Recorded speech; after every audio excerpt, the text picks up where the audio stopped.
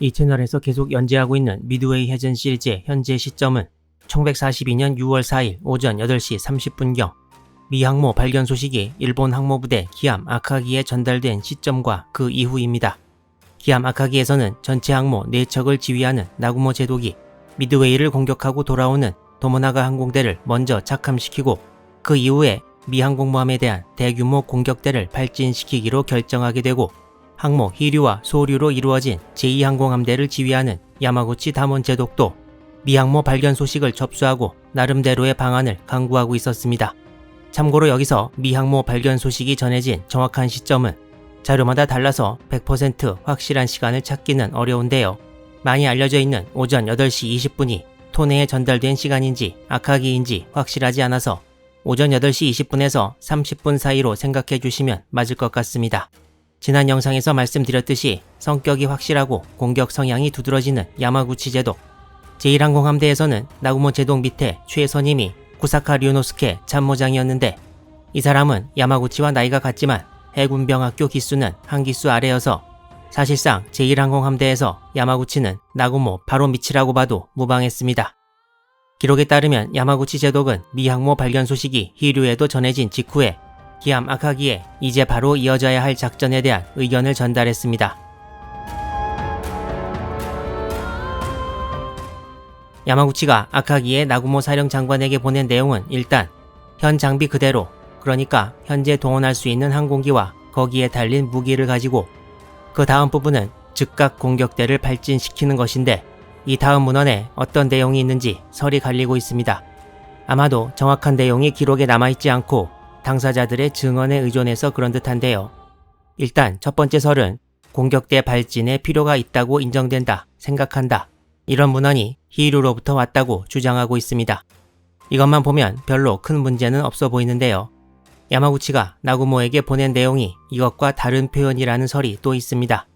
그 설에서는 문헌이 공격기를 발진시키는 것이 지당하다는 표현이었다고 하는데 나구모가 자기 말대로 당장 공격대를 출격시키지 않으면 네가 한 행동은 이치에 맞지 않다고 말하는 것이나 다름없었습니다.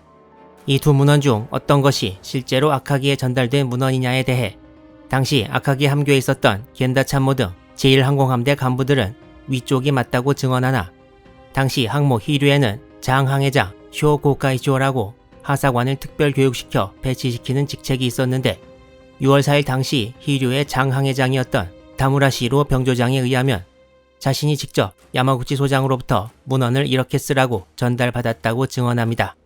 아카기 측에서는 이를 부정하고 있지만 아무래도 히류에서 실제로 문헌을 보낸 사람의 증언이 좀 더 신빙성이 있어 보입니다. 하여튼 야마구치 제2항공전대 사령관의 뜻은 무장 전환 작업이 어느 시점에 이르렀든 호위 전투기가 모자라든 빨리 출격시키라는 것이고 이렇게 하는 것이 지당하다는 표현을 써서 본인의 강력한 의지를 보였습니다.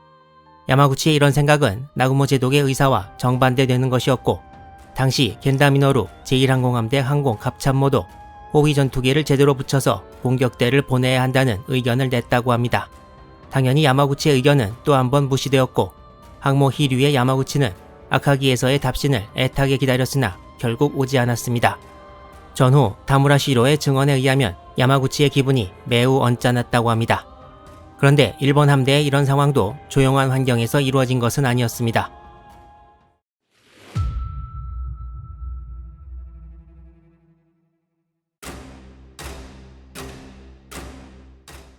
오전 7시 10분부터 시작된 미드웨이 항공대 일본 항모부대 공격.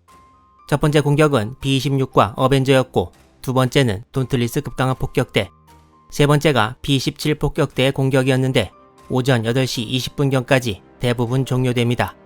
그런데 이걸로 끝난 게 아니고 바로 4차 공격이 시작되었습니다. 일본 함대가 하려는 것처럼 항공 전력을 집중시켜 일본 항모들을 치지 못한 이유는 계속 언급했다시피 합동 공격에 대한 아무 생각 없이 각각의 항공대가 출발했고 항공기 이륙 시점과 속도가 차이 났기 때문이었습니다. 마지막 4차 미드웨이 항공대의 공격은 11기의 SB2U 빈디케이터 급강화 폭격기였고 로프턴 핸더슨 소령이 이끌었던 2차 공격대인 돈틀리스 편대와 같은 마린 스카우트 바밍 스쿼드론 VMSB-241 소속이었습니다. 미드웨이 해전에는 벌써 여러 항공기들이 등장했는데요. 빈디케이터는 미군 최초의 항공모함용 단엽 급강하 폭격기였고 이미 태평양 전쟁이 진행되면서 돈틀리스에 자리를 내주고 있던 상황이었습니다.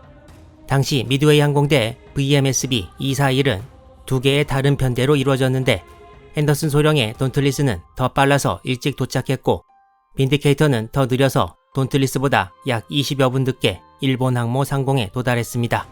빈디케이터 폭격대는 해병대 벤자민 도리스 소령이 지휘했습니다.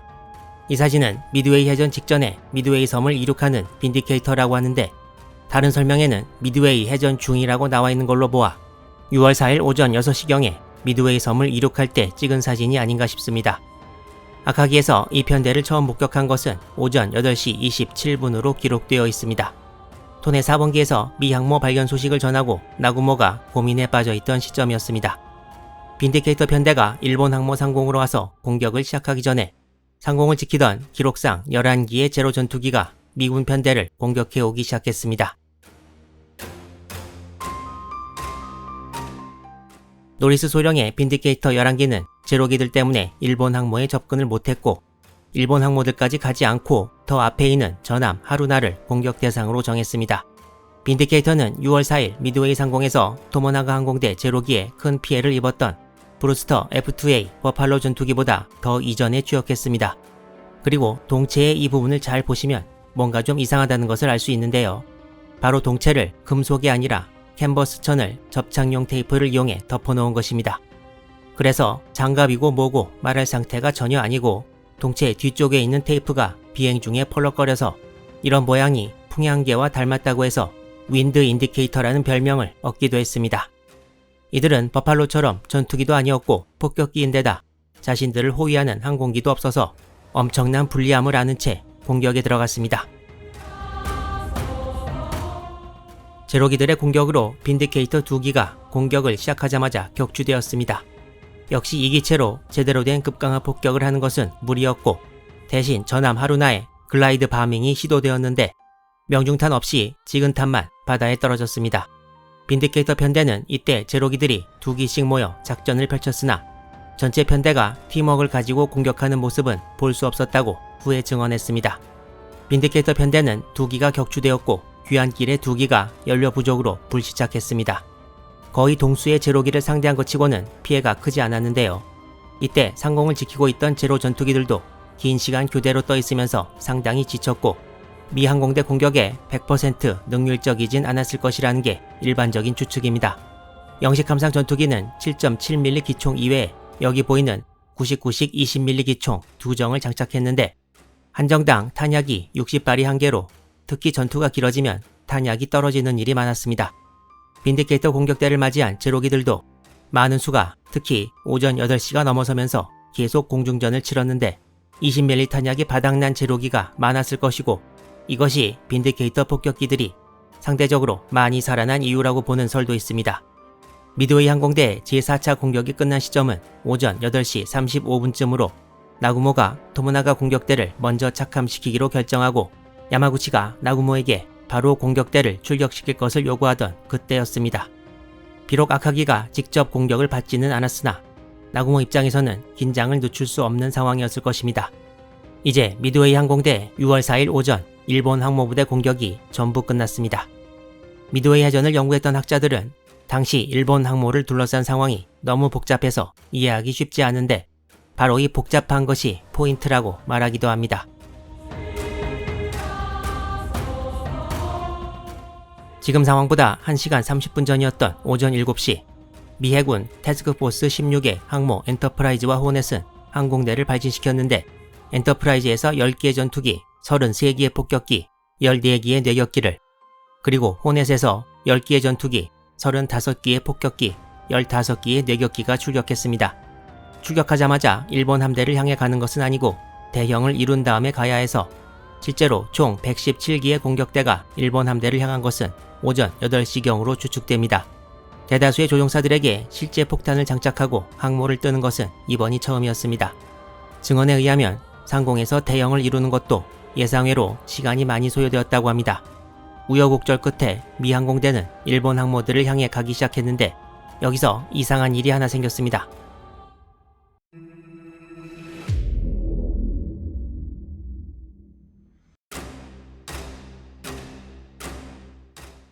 오전 7시 미 항모부대가 공격대를 발진시킬 때 태스크포스 16과 일본 항모부대와의 거리는 약 180해리, 333km 정도였습니다. 당시 일본 항모부대는 미 항모부대의 남서쪽 방향에 있었고 따라서 당연히 항공대도 이쪽으로 가야 했습니다.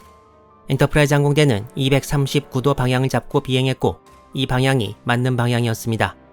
항모 호넷의 미처 함장도 전투 후 보고서에서 일본 항모가 239도 방향이 있다고 썼고 호넷에서 출격한 항공기 60기도 그 방향으로 보내졌다고 기술했습니다.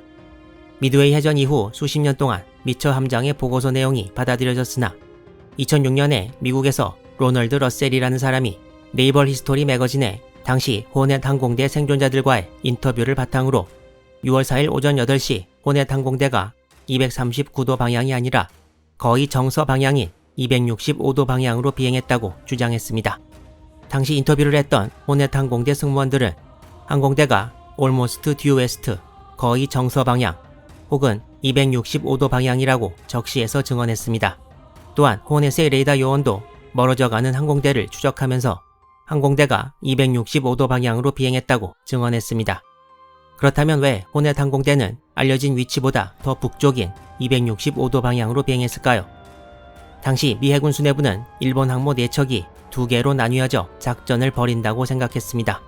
항모 4척이 1항전과 2항전으로 나뉘어져 있어서 그렇게 생각하는 게 맞긴 했는데 문제는 새벽에 정찰해서 일본 항모를 2척밖에 발견 못했다는 것이고 나머지 2척은 실제보다 훨씬 멀리 뒤에서 작전 중일 것으로 생각했습니다. 미처 제독이 확실히 털어놓지 않아서 사태의 정확한 전말은 알 수 없지만 엔터프라이즈 항공대가 이미 발견된 일본 항모 2척을 맞아 싸우는 동안 자신은 후방에 있을 아직 발견되지 않은 일본 항모 2척을 치기 위해 일부러 호넷 항공대의 방향을 265도로 잡았다는 설이 지금까지는 가장 유력합니다. 미처 제독은 기습으로 일본 항모 4척을 전부 잡아야 승리를 기대할 수 있고 태스크포스 16과 17을 이끄는 스프런스와 플래처 제독이 미처의 명목상 상관이었지만 자신과 다르게 항공대 출신이 아니어서 스스로의 판단에 자신을 가졌을지도 모릅니다. 이제 일본 항모부대는 8시 30분까지, 미 항모부대는 8시 조금 넘은 시각까지 커버되었는데요. 호넷 항공대의 행동과 그 이후 이야기를 포함해 최대한 시간 순서로 진행하겠습니다.